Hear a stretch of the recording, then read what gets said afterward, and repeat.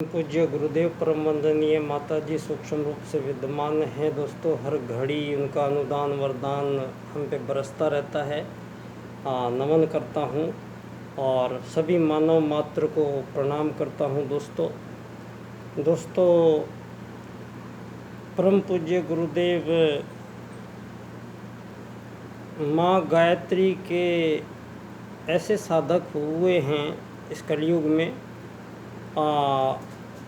जब धरती की ब्रह्मा जी ने रचना की तो ब्रह्मा जी ने माँ गायत्री की आराधना की, अभ्यर्थना की, माँ गायत्री का वरदान प्राप्त किया और उसके बाद उनमें वो शक्ति आई कि वो इस संसार की रचना कर सके। तो दोस्तों, जब संसार की रचना प्रारंभ काल में की गई ब्रह्मा जी ने, तो वो माँ गायत्री जो अनादि शक्ति है उस शक्ति का आवाहन किया गया और नई रचना रच दी गई धरती के ऊपर। दोस्तों, अब हजारों साल बीत गए, लाखों साल बीत गए, ये करोड़ों साल बीत गए। ये उन इतने सतयुगी समाज से मानव जन्म का प्रारंभ भारत से हुआ है दोस्तों। और सतयुग जब था, ना कोई राजा था, ना कोई प्रजा थी, ना कोई दंड था, ना कोई दांडिक थे, क्योंकि मानव प्रारंभ काल में इस मानव शरीर में और दूसरे शरीरों में आए थे। लेकिन यहाँ सत्य की अधिकता के कारण मनुष्य को ये बोध था कि मैं वास्तव में हूँ कौन। तो यहाँ उन सभी जीवों के आने से पहले उस परम सृष्टा ने सारे ब्रह्मांड के जीवों के लिए कुछ सूत्र ऐसे बनाए गए हैं जो सबको पालन करने होते हैं दोस्तों, और सब पालन करते हैं। तो वो दो सूत्र हैं, आत्मवत् सर्वभूतेषु और वसुधैव कुटुंबकम।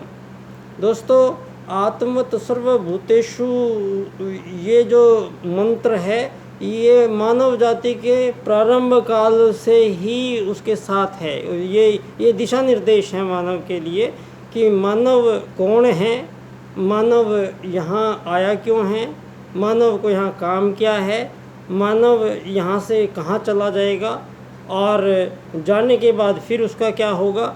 तो मानव जीवन की आने से पूर्व की और जाने के बाद की जो पूरे जीवन क्रम को व्यवस्थित करके और मानव जीवन को धर्म अर्थ काम मोक्ष 4 पुरुषार्थ हैं जो मानव जीवन को करने के लिए दिए गए थे। अब दोस्तों, मानवीय चिंतन की त्रुटियां रही है। तो यहाँ पर धरती पे जब सतयुग का समापन हुआ तो सतयुग का समापन में, सतयुग में हजारों लाखों साल उम्र थी मानव की, इच्छा मृत्यु प्राप्त थे। बल्कि इच्छा मृत्यु तो अभी द्वापर तक भी लोगों ने प्राप्त की थी। हमारे ऋषि महर्षि अपने शरीर में से अपनी आत्मा को निकाल के कहीं और ले जाके और बाद में घूम फिर के फिर इस शरीर में लौट आते थे। तो चूँकि मानव है क्या, सवाल ये था। तो सवाल का जवाब सीधा सा दिया गया है वेद में कि मानव एक आत्मा है, शरीर मानव नहीं है। तो ये बात धर्म क्षेत्र में मानने लग गए लोग। तो यहाँ मानव ने धर्म को और राजनीति को भी अलग कर दिया। तो हम बात करेंगे दोस्तों, जब धरती पे सतयुग समाप्त हुआ, जब फिर द्वापर त्रेता आया, तो त्रेता में कुछ रज और तम पदार्थों की अधिकता होनी प्रारंभ हुई। तो ना यहाँ पहले किसी की ज़रूरत नहीं थी। फिर मानवों ने ये तय किया कि धरती पे अब ज़्यादा बढ़ गया है तो इसको मैनेज करने के लिए हमें कोई उपाय करना पड़ेगा। तो मानवों ने ये तय किया और उन्होंने ये तय किया कि हम धरती पे राजनीति को जन्म देंगे। तो धरती पे पहली राजनीति का प्रदाता ये भारत देश है। और वो राजनीति का चुनाव कैसे हुआ? वो राजनीति का चुनाव 3 चुनाव सभी मानवों से 3 बातों पर चुनाव लिए गए। सबसे पहला चुनाव मानवों के बीच में ये कराया गया कि आपको राजकता चाहिए या अराजकता चाहिए। राजकता में आपको सब कुछ सिस्टमेटिक मिलेगा, कहीं कोई गड़बड़ नहीं मिलेगी। अराजकता में हर जगह आपाधापी मिलेगी, हर जगह लूट खसोट और ये मिलेगा। तो मानव ने तय किया कि मानव राजकता अपनाएगा, अराजकता नहीं चलेगी। फिर दूसरा चुनाव मानव से कराया गया, आप नीति से चलेंगे या अनीति से चलेंगे। तो अनीति से चलेंगे तो यहाँ पर कोई आपका अपना बन नहीं पाएगा, सारी दुनिया आपको दुश्मन बन जाएगी और सारी ज़िंदगी आपको एक दूसरे को मारने मरने में ही कट जाएगी। तो अनीति नहीं चाहिए, मानव बोले हमें नीति से चलना है। तो फिर एक आखिरी चुनाव और करवाया गया कि मानव धर्म से चलेगा या अधर्म से चलेगा। तो दोस्तों धरती पे 2 ही चीज़ हो सकती है, या तो धर्म हो सकता है या अधर्म हो सकता है। तो मानवों ने छांटा तीनों में से धर्म से चलेंगे। तो तीनों चुनाव सभी मानवों ने मिलके किए कि एक हम नई राजनीति को जन्म देंगे जो धर्म आधारित राज की नीति होगी। ये तय किया मानव ने, धर्म के आधारित राजकता होगी और नीति से दुनिया चलेगी। तो धर्म आधारित राजनीति। तो दोस्तों बाद में धर्म आधारित राजनीति प्रथम बार धरती पे पहले राजा मनु को बनाया गया और मनु ने धर्म अर्थ काम मोक्ष ब्रह्मचर्य गृहस्थ वानप्रस्थ संन्यास 4 अवस्थाओं की प्रस्तुति के माध्यम से और मानव जीवन के संपूर्ण लक्ष्यों को प्राप्त करने के बाद अंतिम सीढ़ी मोक्ष को प्राप्त करने का विधा और विद्याएं यहाँ मनुवाद ने प्रस्तुत की। और मनुवाद यहाँ हजारों लाखों साल तक ये मनुवाद चलता रहा दोस्तों, इसमें कोई त्रुटि नहीं आई। त्रुटि फिर ये बाद में आक्रमण गुलाम बनाने शुरू कर दिए इन इंसानों को, इंसानों ने इंसानों को गुलाम बनाना शुरू कर दिया।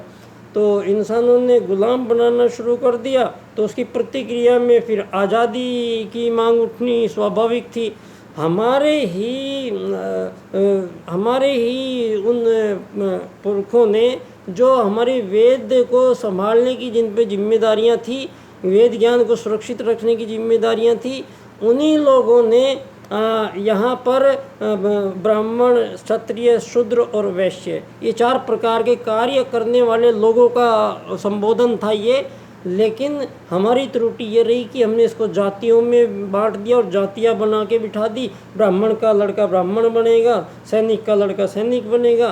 तो ये तो कोई बात नहीं थी, ये तो बिल्कुल उल्टी बात थी। लेकिन इसी के कारण मानवों को अपार पीड़ाएं, मानवों को इतना शोषण की जिसकी बर्दाश्त से बाहर थी, इसी मानव ने किया, हमारे मानव ने। तो फलतः परिणाम हुआ विद्रोह हुआ। हमें नहीं चाहिए भाई मनुवाद, मनुवाद को जलाने लग गए लोग, मनु को गालियाँ देने लग गए लोग। तो वहाँ हमें भ्रमित कर दिया। धर्म का अधर्म के बीच में आपने एक धर्म निरपेक्षता शब्द और जोड़ दिया जिसका कोई वजूद नहीं है। दोस्तों अब भारत देश जो प्राचीनतम शुरुआत हमने की थी धर्म आधारित राजनीति से, आप लोगों ने धर्म निरपेक्षता का मतलब होता है कि या तो धर्म के सापेक्ष चल रहा है मानव या धर्म के निरपेक्ष चल रहा है मानव। तो धर्म के साथ नहीं चल रहा है मानव, धर्म के विरुद्ध चल रहा है जो मानव। आप ये घोषणा करते हैं आज कि भारत धर्म निरपेक्ष देश है, इसका मतलब कि भारत वो देश है जो धर्म के विरुद्ध का कार्य करता है, जो धर्म के विरुद्ध चलता है। ये धर्म निरपेक्षता है। दूसरा, मानव और मानव के बीच में आज़ादी कभी हो नहीं सकती है। एक ही प्रजाति के जीवों में आज़ादी संभव नहीं है। आप ये हजारों सालों से मानवों को आज़ादियों की लड़ाइयाँ लड़ते लड़ते यहाँ पे अपना फर्ज समझ के बैठ गई ये दुनिया की, हमें मारना और मरने के लिए धरती पे मानव आया है। ये नहीं है, चलेगा। ये साम्राज्यवाद के बाद मार्क्सवाद, लेनिनवाद, आर्थिक उदारीकरणवाद, नाजीवाद, फांसीवाद, इस्लामवाद, ईसाईवाद, आतंकवाद, भोगवाद, इतने वाद आए। अब आएगा अर्थायाम आधारित एकात्म मानववाद पंडित दीनदयाल जी का, जो मानव को एक आत्मा सिद्ध करेंगे। धन्यवाद। बाल्यकाल।